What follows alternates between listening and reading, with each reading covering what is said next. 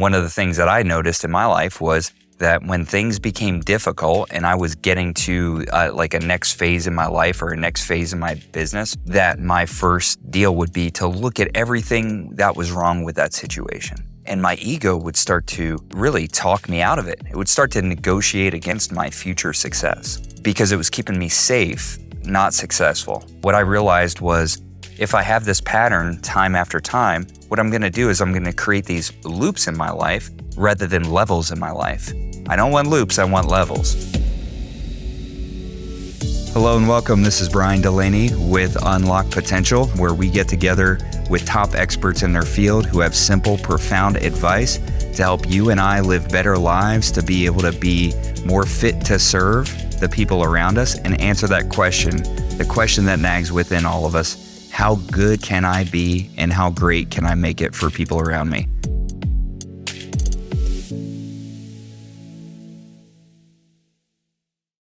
Hello and welcome to Unlock Potential. I'm your host, Brian Delaney. I'm very excited to take a deep dive into my conversation with Cicily Newsom, break down some of that conversation to create opportunities for breakthrough for you. One of our dear mentors once said, every time something happens, your brain is going to put a file into the filing cabinet. Yep. And the next time that thing happens, whether it's good or bad, your brain is going to go to that file and say, oh, this is what I do when. When it gets hard, whatever the file says. When it gets hard, I persevere. When it gets hard, I quit. And so these affirmations really just help me completely wipe out the old files and start replacing them with better files so that I just had more resources in my filing cabinet when things got hard.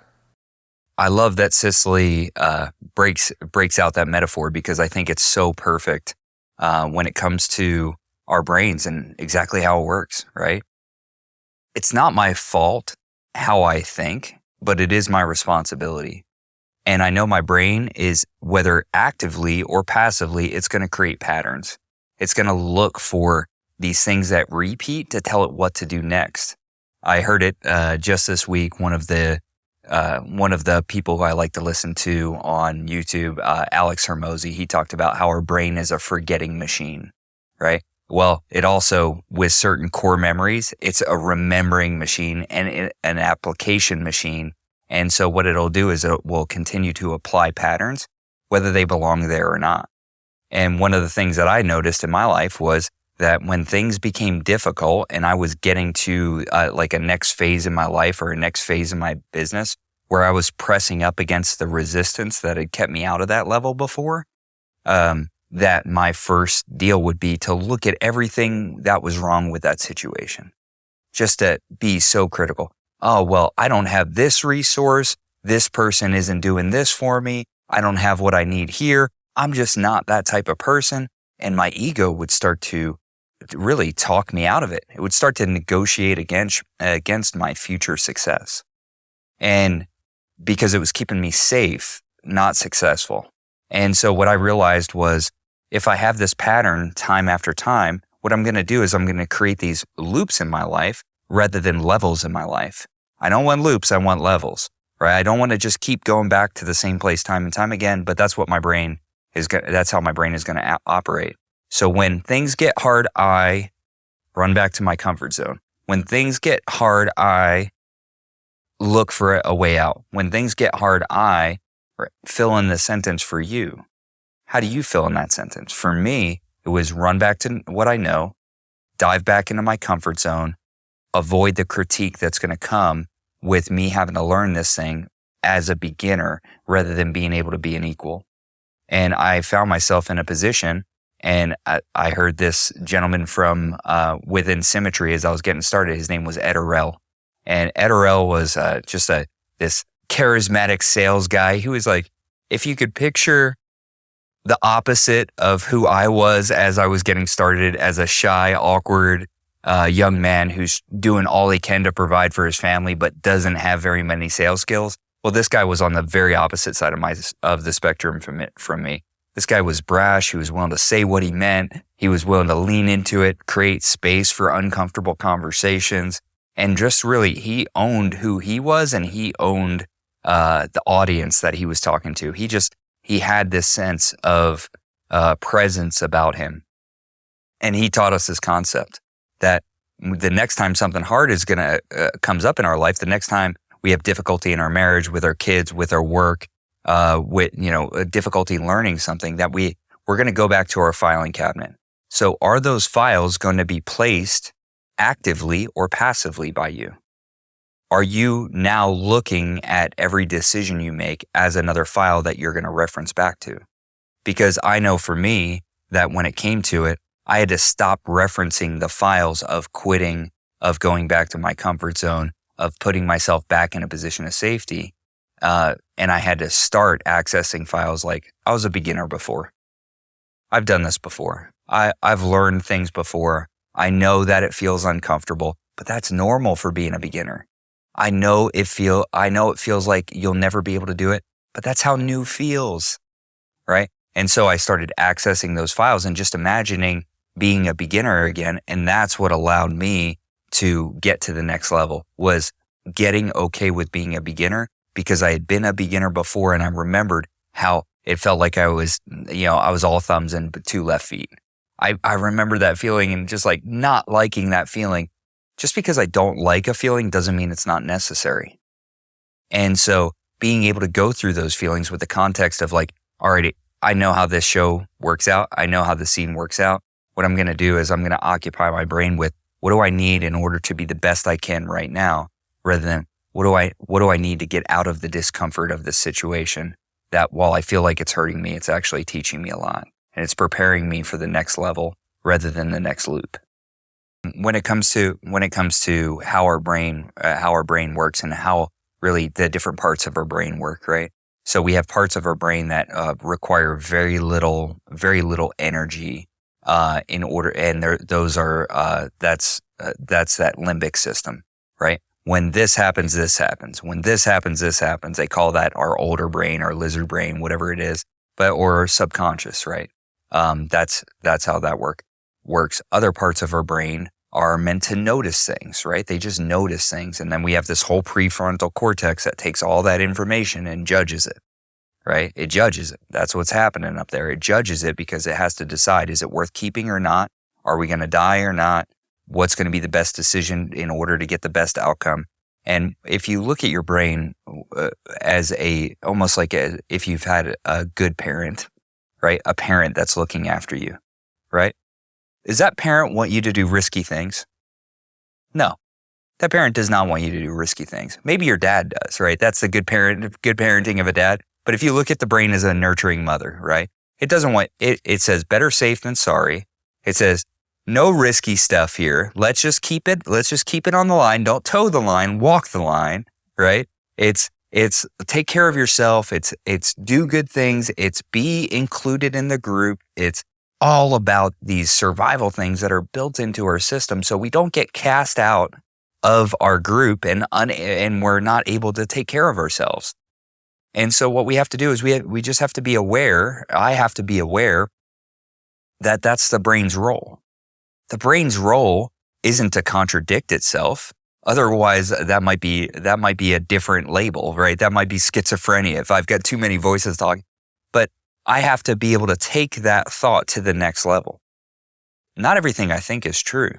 In fact, a lot of times what I have to do is I have to get from the partial thought to the full thought, right? I have to get from one place to another. And what it'll say is, it's better to have a secure job, right? Well, explain to me why it was better to have a secure job when during COVID, all these companies that that hired employees into these secure positions, all of a sudden they weren't working anymore, and self-employed people still were, right? If that was so secure, then why did it end up in an insecure place, right? It's just because the brain tells us, it feeds us these scripts. And have you informed your intellect? Have you educated your emotions, right? Have you given the right information to it? Because when I'm in a situation that might say, oh, this is scary, and I flinch, I might miss an opportunity to really make that difficult situation into a better situation. All simply because of what my brain initially said, flinch. I don't need to flinch. I can just breathe. I can just see. I can be, right? And I think that's all part of this whole process that we get into when it comes to this, when it comes to just dealing with difficult things.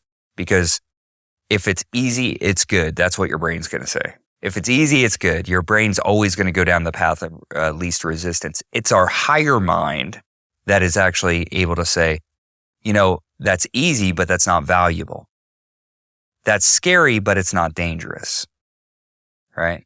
That's hard, but it's not bad, right? And I think we have to give ourselves that opportunity and that time to really calm down those immediately reacting parts of our brain just by doing a breathing exercise. There's Andrew Huberman. There's so many people right now. Tim Ferriss.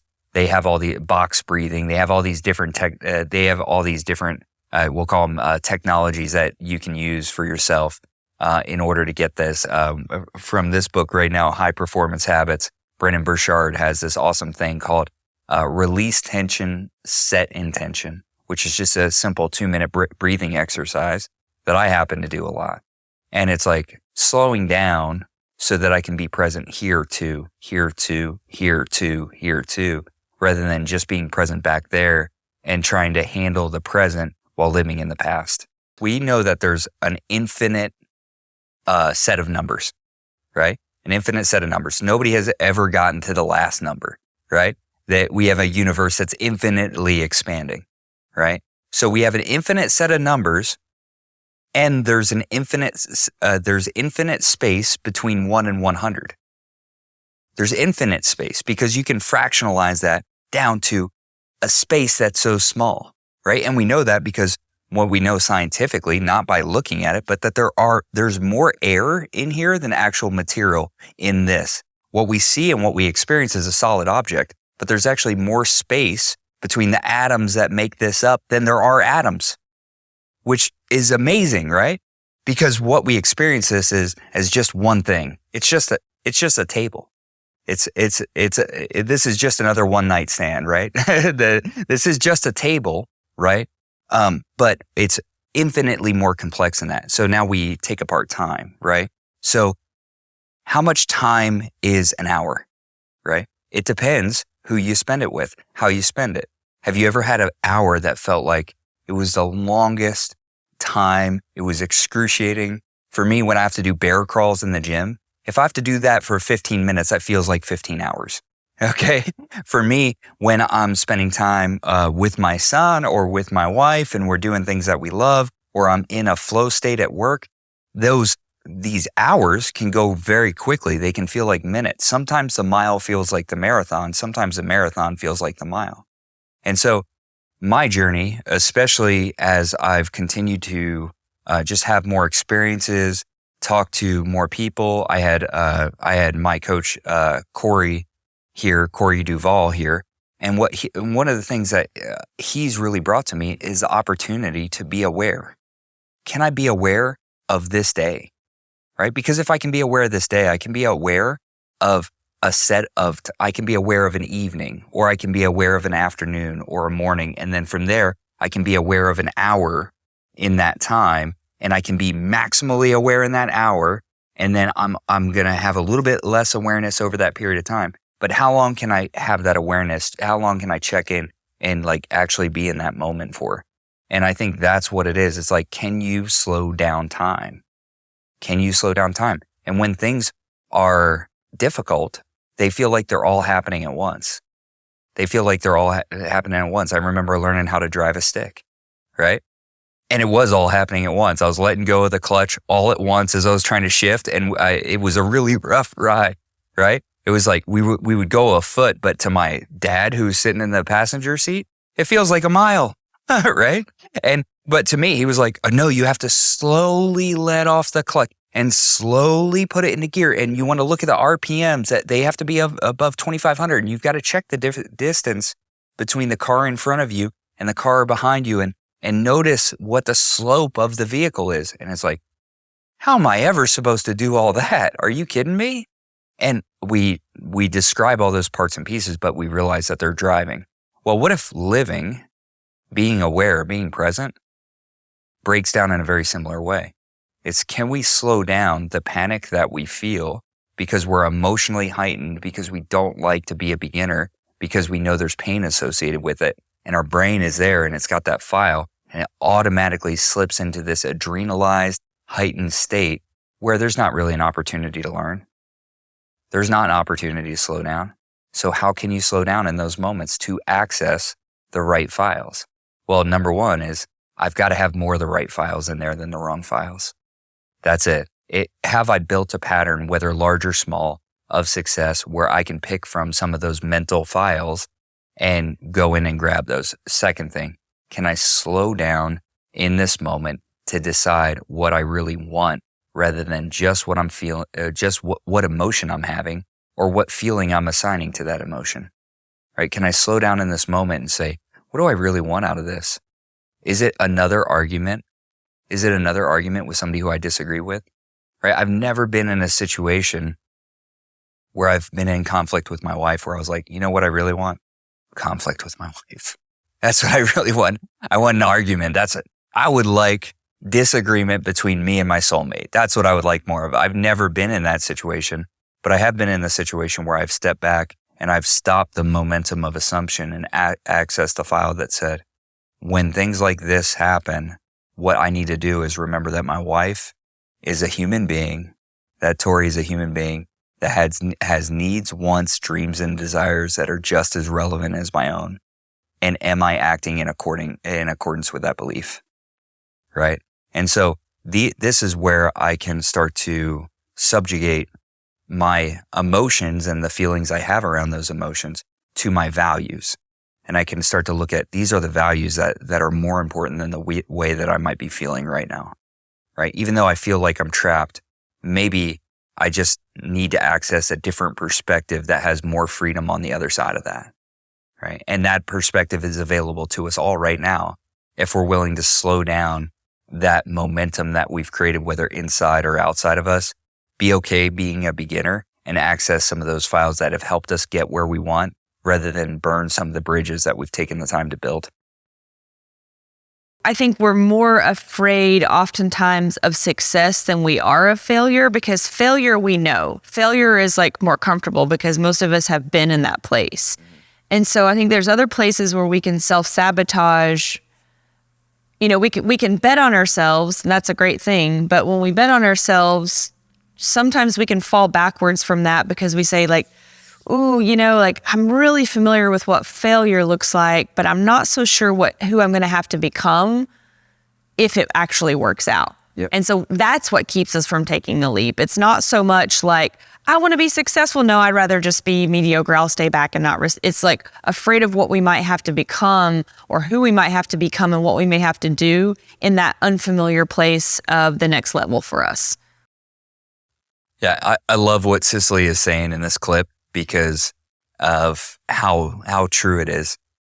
How when we have a difficult situation, or when we have been hurt, or when we have failed at something, or we've hit a stumbling block, I mean, that becomes a very intrinsic thing that like gets into our body.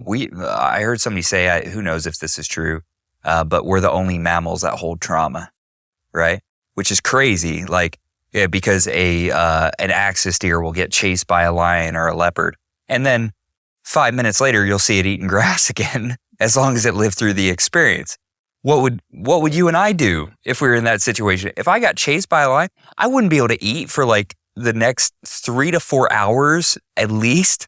I would be telling other people about it. Did you see? Are they anywhere around? Like, I would be the most paranoid, like low performing axis deer in the Serengeti because of how impactful those negative experiences are. And so because those things are so impactful, and because we don't have a great culture just in general in the US of celebrating victories, it's kind of like, oh yeah, but it wasn't a big deal. It was like we really minimize trophies, and we maximize traumas for whatever reason that is. I'm not sure, but we typically have a better vision for those things that have impacted us more. And if it has been losses, then we'll take the devil we know rather than the angel we don't.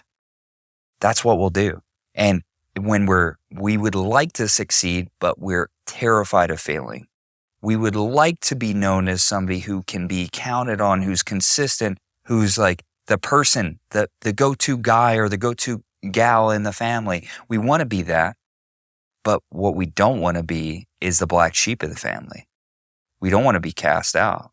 We don't want to be the one who, when the mother-in-law says, "Oh, I can't believe you married him. It was this and that." We don't want to be that person or that person who we don't want to fulfill people's worst fears about us, and that social thing is tough. So we have to get out of that. We have to get out of that. People use this crabs in a bucket analogy as if there's a bunch of like really mean, angry crabs trying to pull this one crab back into the bucket. They're all trying to get out. All of them. All of them are trying to get out of the bucket. And while they're all trying to get out independently, what they do is they all guarantee that one another are going to suffer the same fate, which is staying in that bucket. They don't realize that they're doing that. That's not their intention. They would love to see one get out because that means the other one could get out. That happens very quickly. That's not how it works because they're all trying to get out independently. That's what this podcast is. That's why I'm talking to you right now. This costs me money to put out because I think it's worth it. Because if I can be the one who gets out and I can show you a Cicily Newsom who got out with her husband Ayers, who got out with other people who I've mentored and coached and learned from and have been in my life, who all got out, that means you can too. That means you can too. And so the first thing we have to do is we have to reset our circumstances.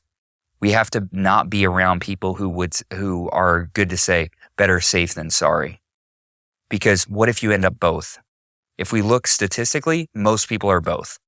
Most people are safe and sorry. Most people are in that situation where they never risked it, so they never got it, and now they're disappointed. They can't answer those questions that we would all like to answer. What did I do with my life? Was it valuable? Did it mean anything? All of us are going to be in that spot. Did I spend my time around the right people doing the right things and having an impact? Or will everybody just forget about me the second day I don't show up to work? Right? Because that's the truth. That's where most people are. Be radical, be impactful. In order to do that, I need to change my surroundings. I need to have people who expect me to do dangerous things. Right? I have to have people around me who know the difference between things that are scary and things that are dangerous and be able to say, yeah, I know that's scary, but it's not dangerous. Go do it. Stop thinking about it. Get on it. People who expect me to be successful. Yeah, we know you've never done this before, but you've done hard things before, right? Come on, get on it. Right? Not people who want me to go down. Mediocrity loves company. If people are in a job they hate, a marriage they hate, guess what they want you to do? Get hired and get married. People who are in marriages that they love, they don't advocate for marriage because they know how much difficulty it is. It's all the right kinds of difficulty. It's all the right kinds of challenge. But I would never tell somebody to get married. I would tell somebody to get married if it's the right situation for them. If that person, if they believe that they found their soulmate, if they're willing to do the work that it takes to be a great partner, I would certainly tell them to get married at that point. You know, if they believe that's right, if they're committed to doing the work and building a real partnership, I would definitely tell them to do that. But it's not inherently good to get married. It's inherently good to work on your marriage if you're married. It's inherently good not to do everything that you can to keep things together. It's not inherently good to have a big corporate job. It's not inherently good. And here's why. Because the number one way that S&P 500 companies raise stock prices is through layoffs. Layoffs every year. That is the number one most common way that Fortune 500 companies that are traded publicly raise stock prices every single year. The most predictable way they're going to raise stock prices is through layoffs. And you know who they lay off? They lay off people who are in the middle of their career making the most money they've ever made, and they lay them off right around Christmas time. You tell me how that's safe. You tell me how that's safe. No, what I think is go work for the company that you're passionate about the project you're about to do. Don't go and work for a living. Go do a life's work. And in the meantime, if you're not doing a life's work, prepare to do a life's work by working around people who expect more from you. So first, let's get out of limiting environments. Then let's invite and build unlimited relationships. And then let's start to make decisions that give us more decisions. Let's reject the programming that says, in order to live a great life, you have to go to school and you have to get good grades and you have to go to college and get a good job and then retire and live a good life. Retire and then live a good life? Are you freaking kidding me? That is the most preposterous thing ever. How about let's live a good life and work a career that allows us to provide for our family in a way that we're passionate about, in a way that we're loved, in a way that we love, in a way where we bring energy home to our family. We don't have to recover with our family because your wife isn't a nurse, your husband isn't a nurse. Like, they shouldn't have to recover you and send you out. Some days it's like that at my house because some days beat me up. But most days I get after it. And that's because I believe that we can do work that matters and have more energy at the end of the day than we can at the beginning. Why? Because I was around people who told me that and who demonstrated that to me. They didn't drag their carcass into their house for their family to have to handle. They came in and they handled business.